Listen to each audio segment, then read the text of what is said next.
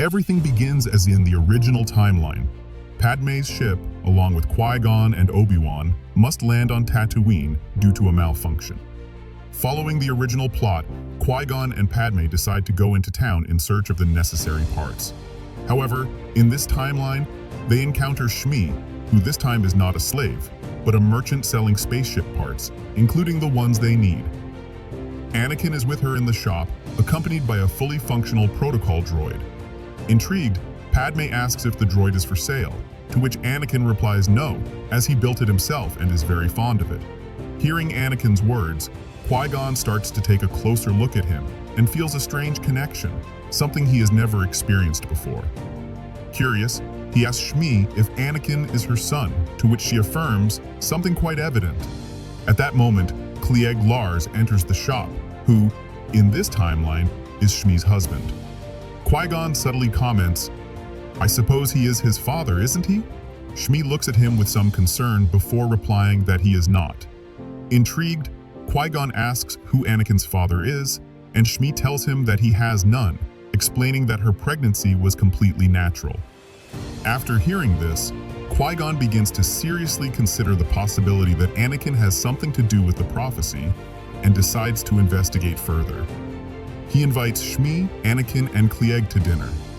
During the meal, a couple of pirates attempt to rob them, but Qui-Gon discreetly uses the Force to prevent the confrontation. While they are eating, an awkward silence develops, which Anakin breaks by directly asking Qui-Gon if he is a Jedi. Qui-Gon is surprised and asks why he thinks that. Anakin responds by saying that he saw what he did with the pirates and also noticed the sword on his belt.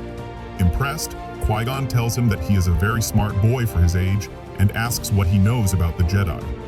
Anakin replies that, until that moment, he did not believe the Jedi were real, that he thought they were just legends, and that he had always dreamed of becoming one. Padmé smiles at the boy's curiosity. Dinner ends, and they return to Anakin's home.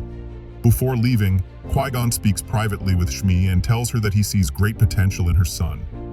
He asks for permission to take a blood sample, and Shmi agrees without objection.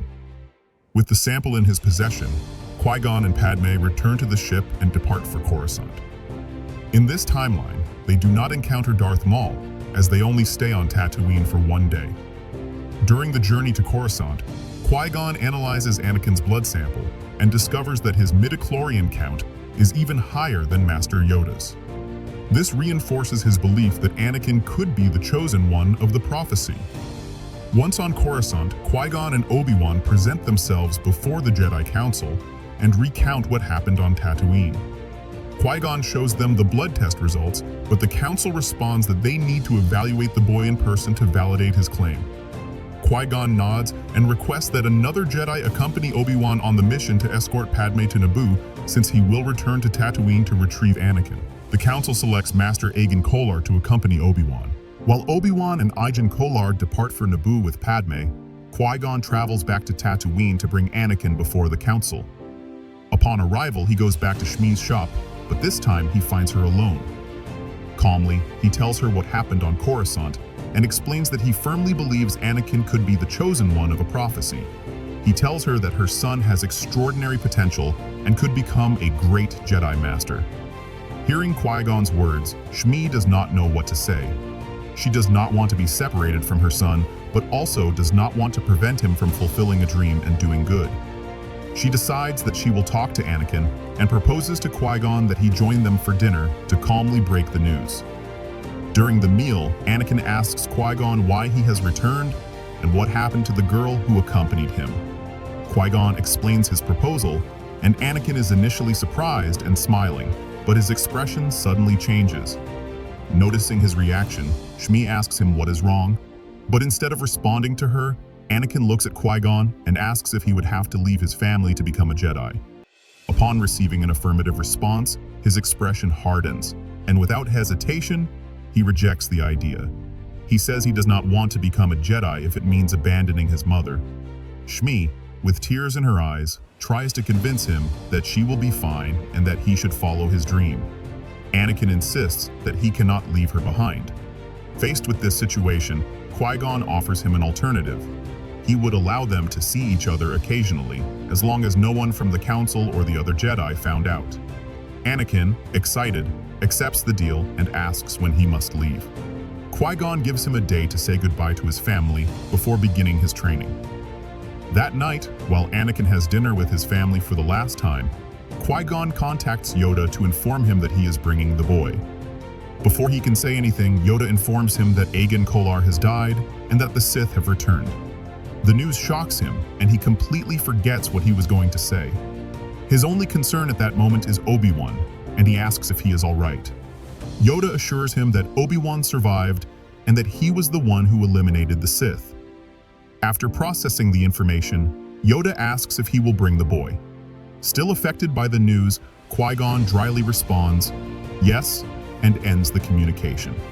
The next day, Anakin says goodbye to his family and leaves with Qui-Gon for Coruscant. During the journey, Qui-Gon remains silent, lost in thought.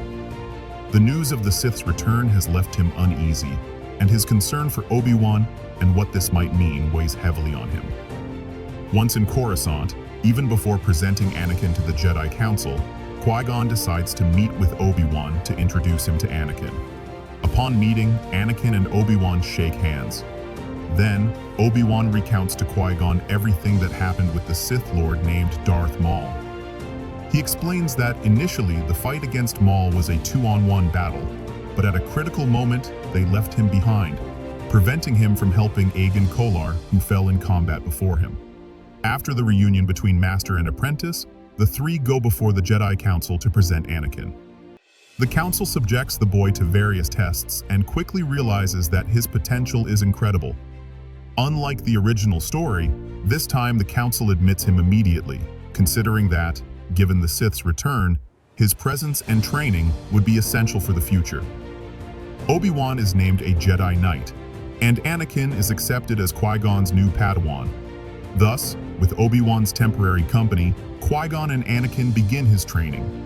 Anakin's fate will be completely different in this timeline.